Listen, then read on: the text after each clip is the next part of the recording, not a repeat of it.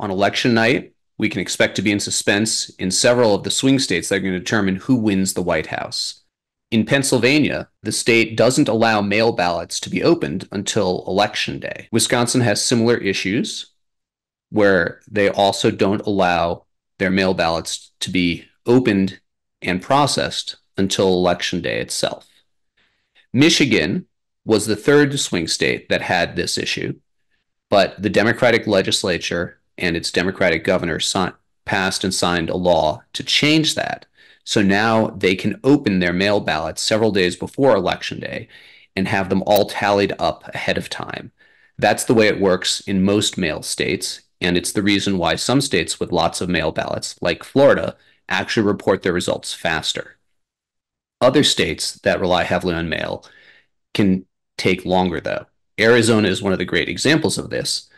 In Arizona, you can drop off a mail ballot as late as at the time polls close on Election Day itself. That slows down the ballot count. They have similar provisions in Nevada, where a new law also allows ballots that are sent in the mail on Election Day and arrive a couple of days later to be counted. As people watch the ballot count on the internet on election night, it's important to understand that different states count differently because of some of these rules. And that's going to make different candidates seem to be in the lead at different times. Take, for example, Pennsylvania, where you can't start processing those mail ballots until people are actually voting in person. That means the people who vote in person get their ballots counted first. Since those people tend to be Republican, that means Republicans usually seem to be in the lead in Pennsylvania. So it's important not to fall for arguments that there's something questionable happening because Democrats are surging late in Pennsylvania. It's just the way that the ballots are counted. It's in fact the way that the Republican legislature there required the ballots to be counted. Arizona has a different dynamic.